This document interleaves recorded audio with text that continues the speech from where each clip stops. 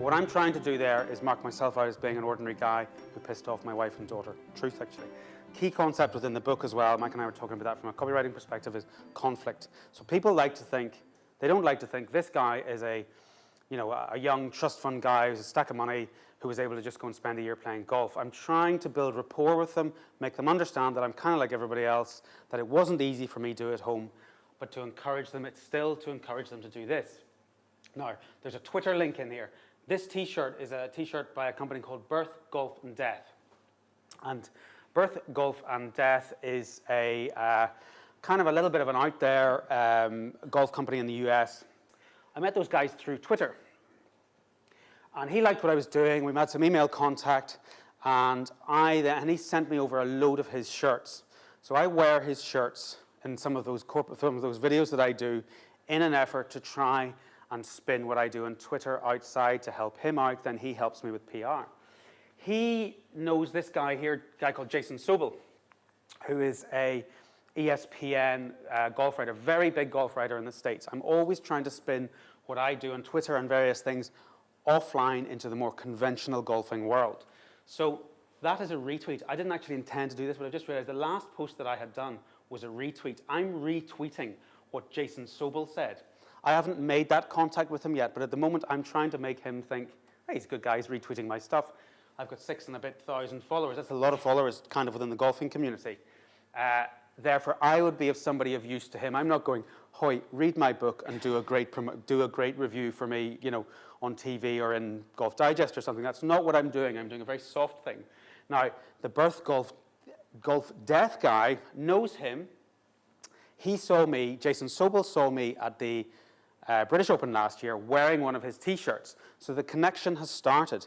But the connection has started as he didn't speak to me, but because he went back to the Birth Golf Death guys and said, I saw one of your t-shirts there at the Open. So this is how I have also used Twitter as well, as those soft connections through. So to a large extent, I would say 50% of the PR that I've managed to get over the last year or so, and I've had a huge amount of PR, has come through from Twitter and those soft connections. Because if you're a big journalist somewhere, you do not want, you're inundated with PR, you're inundated with letters, you're inundated with begging letters for somebody to review books. But if you engage and are on here and happen to have a book out there and you maybe help the guys by retweeting the stuff, you're much more likely to get them to think, you know what, he's an okay guy, I'll help him out. I'll not give you all of the specific incidents of that, but I've had an awful lot of benefit out of that. So that's my Twitter page.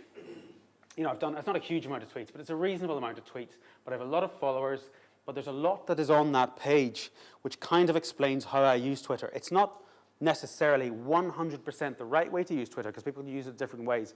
But for my outcome that I came to earlier on, that's what it's about. I'm about driving them through. It's a little bit about PR, but ultimately, originally, it was about driving them through to that page and getting their name and address. Now, there were a number of things that happened within kind of early days of Twitter to an extent. I mean, I didn't jump into it right at the beginning, but I've been going at it a reasonable while, and I was playing around with it a little bit to begin with. This is the book on sale on Amazon about a year and a half ago, before it was out. The title has not yet been released. I started, and that cover never existed. That was a very, very early cover of it just going up on Amazon to try and test the market. I started to tweet on Twitter about how excited I was that the new book was coming out. So I have nothing to sell.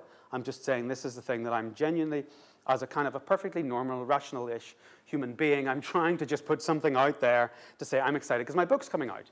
But they can't buy it yet. Actually, they could pre-order it. But it's a very soft sale.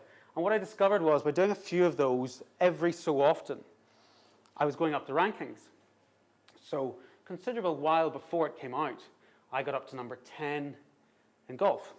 So I kind of thought, this is an interesting thing. I'm managing to get sales here off the back of being on Twitter. And at that stage, I didn't really know exactly what I was doing with Twitter. I knew it was working, I was just playing around with it. So I continued to work away and build my Twitter followers and continued to do all of that. Now, in the first week of the book being out, I then tweeted quite a lot about it. And a number of interesting things happened about that. I only had one person who came back to me and said, oh, you're always trying to sell your book.